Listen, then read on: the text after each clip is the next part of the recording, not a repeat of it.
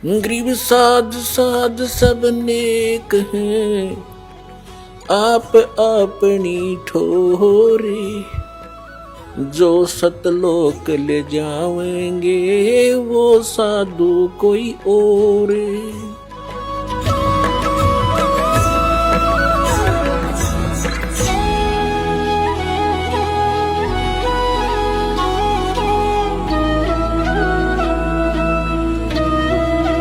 प्रश्न चल रहा है कि पहले हम ये निर्णय करेंगे कौन से सदग्रंथ जिनको हम आधार मान करके चले। उसके बाद आते हैं पवित्र बाइबल। पवित्र बाइबल के अंदर 3 बुक हैं जो इकट्ठी जल्द की गई हैं। एक है तौरात, दूसरी होली बुक है जबूर और तीसरी है इंजील।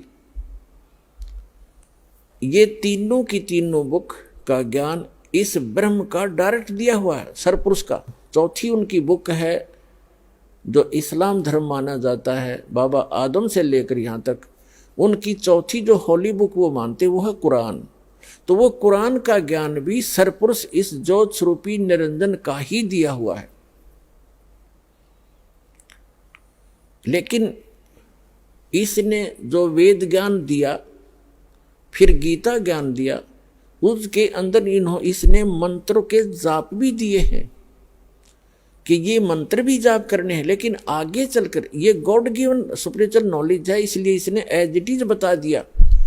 अन्य जो तौरात है, जंबूर, इंजील और कुरान है, उसके अंदर इसने किसी मंत्र जाप का प्रावधान नहीं किया है।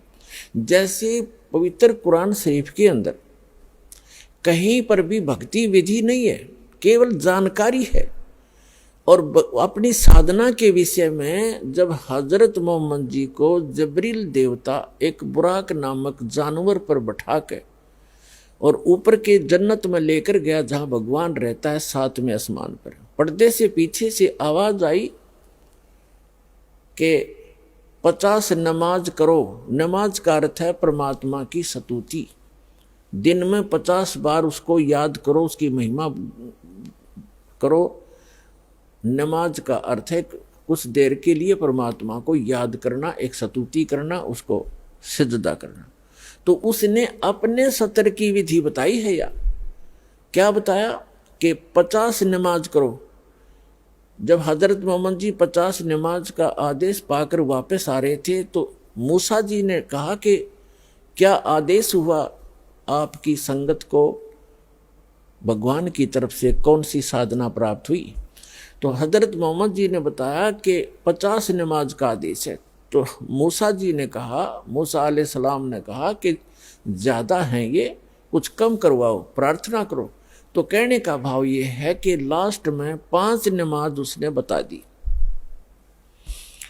कि केवल 5 नमाज करो और ये 50 का ही काम करेंगे। और फिर क्या बताया? रोजे रखो, व्रत और बंक, आवाज लगाओ ऊंचे स्वर में अल्लाहू अकबर। ये जो बंक देते हैं जिसको अजान कहते हैं, तो ये 3 चीज दी थी ऊपर से इस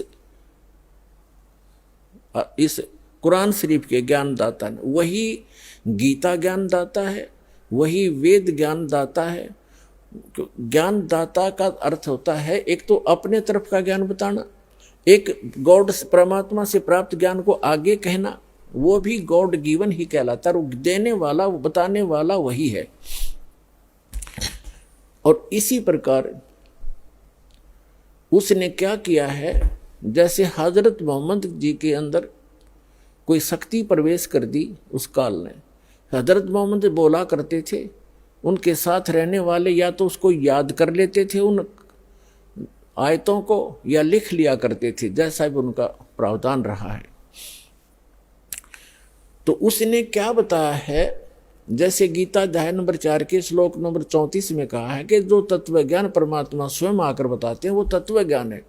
वो परमात्मा के बारे में पूर्ण जानकारी है। उस अल्लाहू अकबर के, कंप्लीट गॉड के, समर्थ भगवान के, पूर्ण परमात्मा की जानकारी उस तत्व ज्ञान के अंदर है। और उसको किसी तत्वदर्शी संतों से पूछ लो तो कुरान शरीफ के अंदर सूरत फुरकानी आयत नंबर, सूरत फुरकानी 25 चैप्टर 25 और आयत नंबर यानी श्लोक नंबर 52 से लेकर 59 में कहा है कि हे हजरत मोहम्मद, कुरान शरीफ का ज्ञान दाता अपने रसूल हजरत मोहम्मद जी को कह रहा है कि आप केवल कबीर भगवान की, उस कबीर अल्लाह की भक्ति करें। ये उसको बड़ा कहते हैं, कबीर का अर्थ बड़ा करते हैं, हम बड़ा ही मानकर चल लेंगे। कबीर अल्लाह की भक्ति कर, और ये काफिर उसका विरोध करते हैं कि कबीर और कोई बड़ा भगवान नहीं है, कबीर भगवान नहीं है। आप इनकी बातों में मत आना। इनके कबीर अल्लाह के लिए, कबीर भगवान के लिए संघर्ष करना, जिहाद करना, लठ नहीं बजाना, कत्लेआम नहीं करना, एक संघर्ष करना। तो आप उनकी मत मानना, वो आपकी बात को नहीं मानते, इतनी सी बात है। और फिर कहा कि ये कबीर अल्लाह, ये बड़ा भगवान कहते, बड़ा अल्लाह, बड़ा भगवान, बड़ा खुदा वही है जिसने सब आसमान और जमीन के बीच में है जो कुछ बनाया। कोई बहू बनाई, कोई ससुरा बनाया, कोई सास बनाई, यानी सारी सृष्टि जिसने रची। और 6 दिन में सृष्टि रचकर 7वें दिन तख्त पर जा बैठा, वो अल्लाह बड़ा है, वो अल्लाह कबीर है। और उसकी खबर किसी बाखबर से पूछ लो।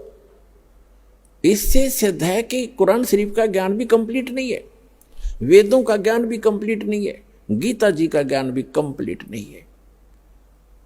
और ये तीनों, ये सभी ग्रंथ जो दास ने बताया, पवित्र बाइबल जिसमें 3 बुक हैं, वो इकट्ठी जल्द है, तौरात, जंबूर और इंजिल, और कुरान शरीफ चौथी या अलग से है।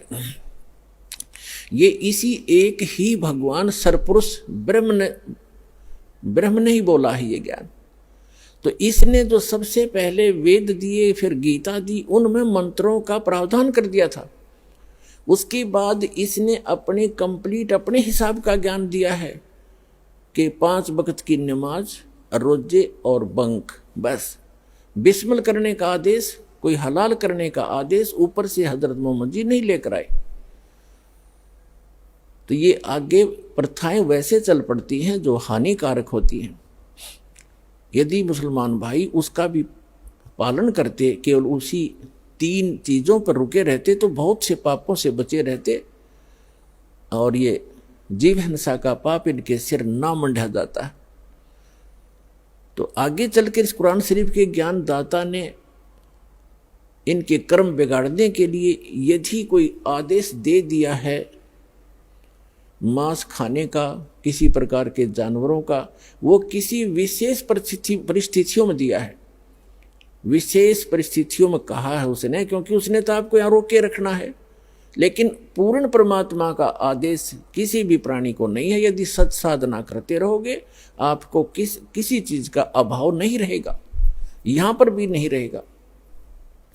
क्योंकि जैसे जिस प्रकार इस कुरान शरीफ के ज्ञान दाता ने, वही है कुरान शरीफ का ज्ञान दाता, वही तौरात, पवित्र होली बुक तौरात, होली बुक जबूर, होली बुक इंजिल और होली बुक कुरान और होली बुक वेद और होली बुक गीता, इन सभी का ज्ञान दाता यही है। लेकिन जो वेद हैं इसने god given spiritual knowledge as it is दे दिया। और जो श्रीमद् भगवत गीता का ज्ञान है उसमें इसने थोड़ा सा अपनी अटकलबाजी लड़ा दी। जैसे दास बताना चाहा था कि जैसे गीता अध्याय नंबर 3 के श्लोक नंबर 4, 5, 6 और 7 में इसने कहा कि अर्जुन, यदि तू एक स्थान पर बैठकर हठ योग करेगा, कर्म सन्यासी बन गया, कर्मों का सन्यास कर दिया, कर्म छोड़कर तू बैठा ही रहा, तो तेरा निर्वाह कैसे चलेगा? तेरा निर्वाह कैसे चलेगा? अर्थात काम भी कर और कर्म योगी बन।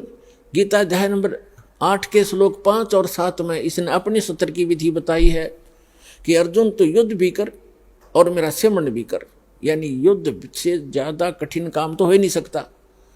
और उसमें भी नाम का सिमरण बताया कि अवश्य कर, तो काम करते करते सिमरण कर। ये तो है वेद ज्ञान, ये बिल्कुल सही अध्यात्म ज्ञान है।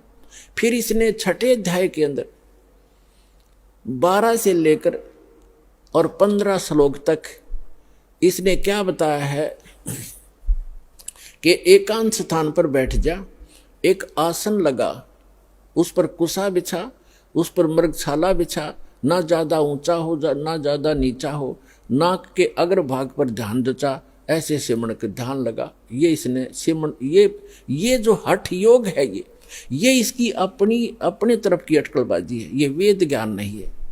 तो गीता जी में जहां इसने अपने सत्र का अड़ंगा अड़ाया है, वो वेदों से निर्णय हो जाएगा। और फिर इसके बाद सबका जो पैमाना है, सबको जांचने का जो ज्ञान है, वो सूक्ष्म वेद है, गॉड गिवन स्पिरिचुअल नॉलेज है, जो परमात्मा स्वयं आकर बताते हैं, जिसका श्रीमद् भगवत गीता अध्याय नंबर 4 के श्लोक नंबर 32 में स्पष्ट कहा है कि वो परमात्मा अपने मुख कमल से आकर सच्चिदानंद घन ब्रह्म की वाणी में यज्ञों की जानकारी, धार्मिक अनुष्ठानों की जानकारी विस्तार से कही गई है, और उसके अनुसार करने से सब पापों का नाश हो जाता है।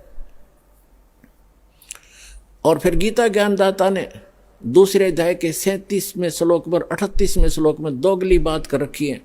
केवल इसने युद्ध कराना उद्देश्य बना रखा था। श्री कृष्ण के अंदर बोल रहा था ये काल, जैसे वहां हजरत मोहम्मद के अंदर शक्ति बोल रही थी, इसी प्रकार श्री कृष्ण के अंदर यही खुद आकर प्रवेश करके बोल रहा था।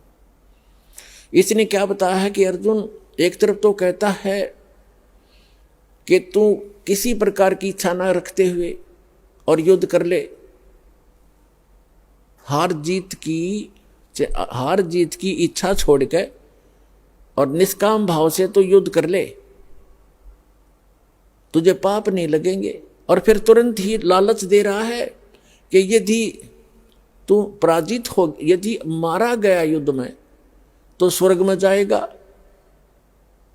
और यदि तू विजयी हुआ युद्ध में तो पृथ्वी का राज भोगेगा, तेरे दोनों हाथों में लड्डू।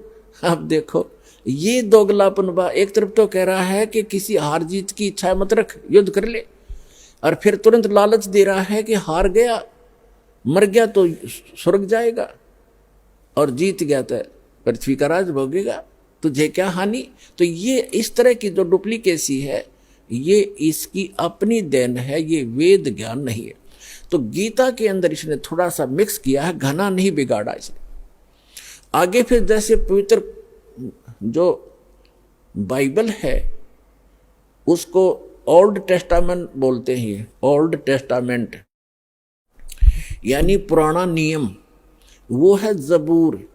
उस जबूर के प्रथम अध्याय में क्रिएशन है, जेनेसिस है, सृष्टि की उत्पत्ति के बारे में लिखा है कि परमात्मा ने 6 दिन में सृष्टि रची, छठे दिन उसने मानव मनुष्य बनाए, प्राणी सब जीव जंतुओं की सृष्टि की, फिर मनुष्य बनाए, और उनको मनुष्यों को अपने जैसा बनाया भगवान ने, नर और नारी करके उनकी उत्पत्ति की। तो मनुष्य भी एक तो ये कंसेप्ट क्लियर हो रहा है इस पवित्र जबूर से, यानी बाइबल के ओल्ड टेस्टामेंट से, यानी पुराने नियम से, जिसको जबूर होली बुक तोरात है, जबूर नहीं, तोरात के प्रथम अध्याय में, होली बुक तोरात के प्रथम अध्याय में जेनेसिस लिखा उसमें, यानी उत्पत्ति, सृष्टि की उत्पत्ति के बारे में। उसमें लिखा कि 6 दिन में सृष्टि रची भगवान ने, कैसे कैसे की। पहला दिन हुआ, फिर दूसरे दिन ये रचा, तीसरे दिन ये, चौथे दिन ये, 5वें दिन ये, छठे दिन में सभी प्राणियों की, आकाश के पक्षी, घरेलू पक्षी, पृथ्वी पर रेंगने वाले पक्षी, पशु पक्षी, जलचर, सभी की रचना की। फिर कहा कि हम मनुष्य को बनाएंगे।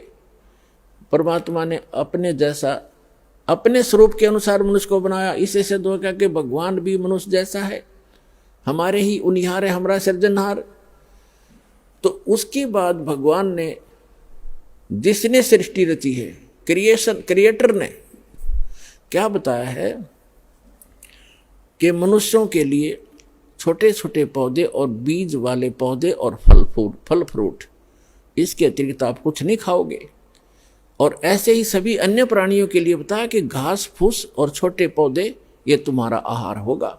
तो ये है उसके बाद वो तो 6 दिन में सृष्टि रच के क्रिएटर, सारी सृष्टि का मालिक अल्लाहू अकबर, वो तो तख्त पर जा विराजा, सिंहासन पर बैठ गया जहां वो रहता है। ऊपर के लोक में।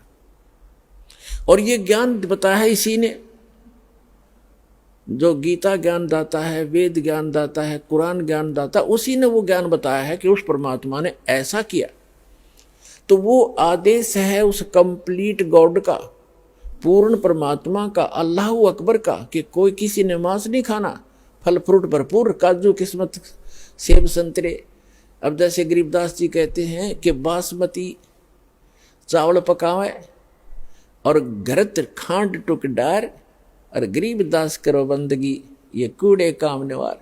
मांस क्यों खाते हो, मांस ऐसा कबाड़ खाते हो, उसके स्थान पर बासमती चावल पकाओ, देसी घी और बूरा डाल के खाओ, काजू किस्मत सेब संतरे खा लो, ऐसा डंगा खाने लगे। तो कहने का भाव ये है कि जो उस अल्लाह अकबर का आदेश नहीं है मांस आदि खाने का। यदि कुरान शरीफ में या पवित्र कुरान शरीफ में या किसी पवित्र पुराण में या किसी पवित्र तौरात, जबूर या इंजिल में, यानी पवित्र बाइबल में, इन तीनों पुस्तकों का संग्रह ही पवित्र बाइबल है। इसमें आगे चलकर उसके पश्चात क्रिएशन के बाद जहां भगवान 6 दिन में सृष्टि रचकर जो आदेश देना था, विधान बनाना था, बनाकर बताकर चला गया, उसके उपरांत चाहे वो बाइबल में लिखा है, चाहे वो कुरान में लिखा है, चाहे पुराण में लिखा है, मांस खाने का अगर कोई जानवर खाने का लिखा है तो अल्लाह अकबर का आदेश नहीं है वो तो इस काल का आदेश है, इस सरपुरुष का आदेश है, जो 21 ब्रह्मांड का स्वामी है, इसका आदेश। और ये हमारे कर्म बिगड़वाना ही चाहता है, हमें बर्बाद करना चाहता है। और वो हमारा जो मूल मालिक है हम सभी प्राणियों का, जीव हमारी जाति है, मानव धर्म हमारा, हिंदू मुस्लिम सिख ईसाई धर्म नहीं कोई न्यारा। तो हम सबका जो मालिक है वो अल्लाह अकबर है, यानी वो अल्लाह कबीर, वो कबीर भगवान है, वो कंप्लीट गॉड, सब कंप्लीट परमात्मा। उसका आदेश नहीं है ये खाने का। तो इसी प्रकार हमने इन पुस्तकों को, पवित्र बुक जो हमारी है, इनको जांचना है।